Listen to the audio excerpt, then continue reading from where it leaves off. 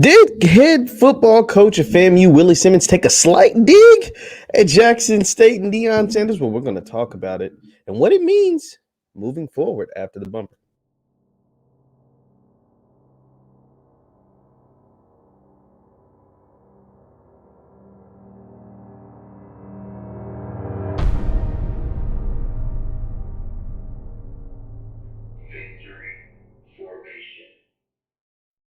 What's good people? My name is JeffLightsyJr here at the Black Boss channel and Victory Formation. Thank you guys for tuning in. Be sure to hit that thumbs up button, like, share, subscribe, notification bell because we upload every single day. Now, the pro day for FAMU was the other day, and they had a number of NFL teams come and support. I'm going to show you a tweet by head coach Willie Simmons first, and then we're going to read some from the HBCUsports.com. That's HBCUsports.com. Shout out to them. They do a great job. And Coach Willie Simmons made no doubt to let everybody know who all was in attendance to see the FAMU Rattlers on their pro day. So let's take a look. This is Coach Willie Simmons' Twitter account. It says it's a beautiful day for a pro day. 28 out of the 32 NFL teams and 2 Canadian League teams are in attendance. Pro Day 2022, and this is to show all the people that came out to see FAMU down there in Tallahassee. Now, there's a number of teams, and the number sticks out for a big reason because he put 28, but there are reports that were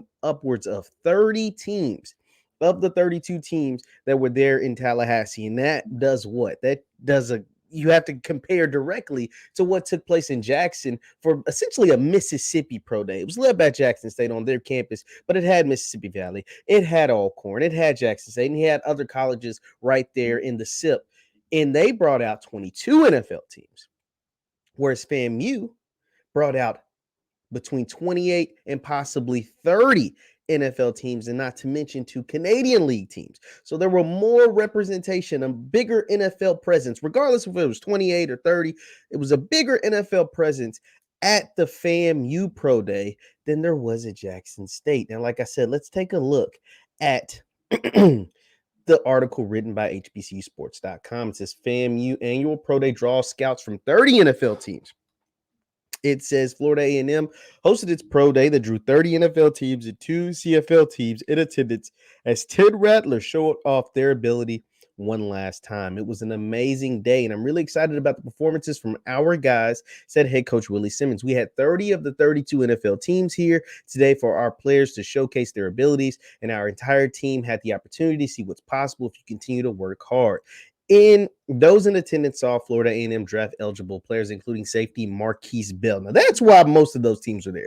They were there to see Marquise Bell, who I think can be as high as a 3rd round pick. I don't think he goes no later than about the 5th round. He's a talented All-American safety at FAMU. He was once a 4-star recruit and signed to Maryland out of high school. So the kid is full of talent. And that's why most of those teams, because they will have, all 32 teams will have a legit shot of getting a special talent in Marquise Bell, who very well could be the first HBCU player drafted in this year's draft. I think it'll be a tough race between Marquise Bell, the corner out of Fayetteville State, and James Houston. No, don't sleep on Aqeel Glass either, but I think Marquise Bell, if you took a straw poll, he would be either first or second when it comes to who I believe and some of the evaluators believe will be the first HBCU player drafted. I could see him as high as the 3rd round. I don't see him no later than the 5th round, but that's just my little 2 cents on Marquise Bell, who was expected to be taken at some point during next month's NFL draft. If selected, Bell will be, and it ain't no if, when he is selected, Bell will be the first Rattler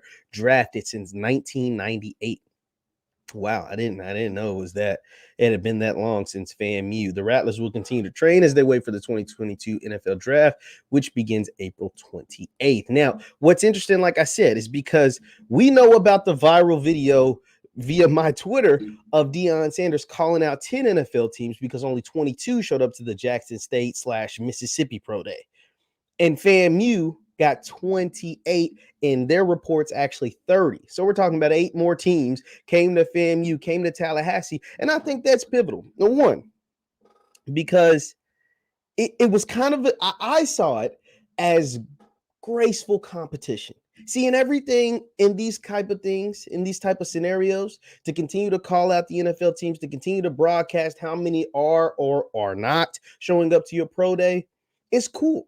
It brings a different perspective to the HBCU football sporting world. Now, most schools, Alabama, Ohio State, they don't tell how many scouts come to their, because all 32 are coming to their damn pro days. It's just all 32 showed up to see Chris Olave, Garrett Wilson at this year's pro day in Ohio State, and the other guys, Haskell, Garrett, and those other guys, they showed up to see Jamison Williams or whoever is coming out of Alabama, Evan Neal, and all those guys. All 32 show up to see those guys, but all 32 don't show up to see every pro day across the country.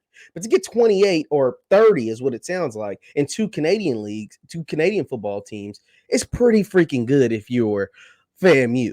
And I think it also gives them a one-up on Jackson State for right now, initially, because they want to show. See, Jackson State is the hunted right now. They're the SWAC East champs. They're the SWAC champs. And although they lost in the Celebration Bowl, they have a bigger brand than South Carolina State. And then all the other HBCUs in the SWAC they beat. So everybody in this HBCU football thing is comparing themselves to Jackson State. Good or bad. Good or bad, and whether they want to admit it or not, they are comparing themselves in every single aspect to what Coach Prime and the Tigers are doing down there at 1400 Lynch Street. Whether they want to admit it or not, and some of them have already admitted it. Hugh Jackson has already admitted, like, yo, they're the champs. They do social media the best. They get the most cameras. They get the most media attention. They get the most love. They get the most hate. They get the most everything. And so we want to be that. Grambling wants to be that. And so Coach Willie Simmons is doing the same thing.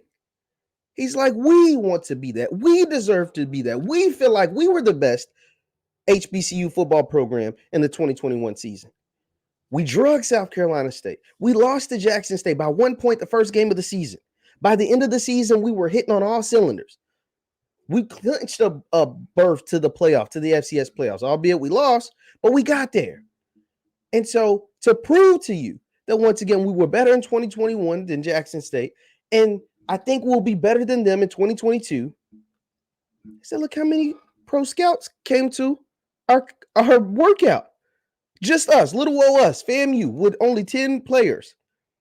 30 teams came out to see our players. 30 teams came out to see what we had. 30 teams compared to 22 teams at Jackson State. Now, maybe he's not thinking all this, but I am.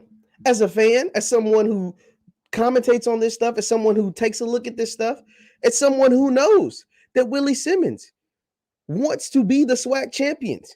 Someone who knows Willie Simmons and the FAMU Rattlers want to be the best team in HBCU football. For someone who knows that Willie Simmons and the FAMU Rattlers believe they have the best roster, believe they don't get the recognition that they deserve, believe that they are the best team in the SWAC. Why not brag a little bit? Why not let the world know? 30 teams came out to see us.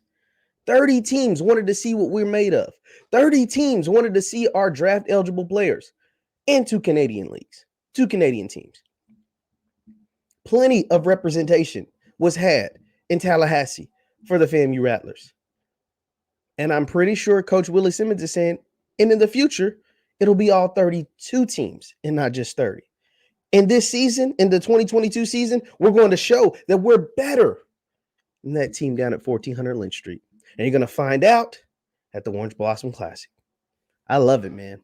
I love it all. These two men, Coach Prime and head coach Willie Simmons, they're friends. They're friends. But all's fair in love and war. And they want to beat each other. They're friends outside of the football field.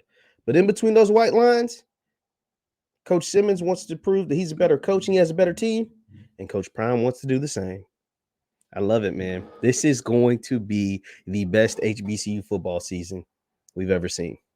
Leave your thoughts in the comments down below. Leave your thoughts in the comments and in the chat down below. Once again, my name is JeffLightsYJr with the Black Boss channel. You can subscribe to my YouTube channel, JeffLightsYJr. Also, follow me on Instagram and Twitter at JLightsy7 on Instagram and Twitter at JLightsy7. I'll post all my content there first.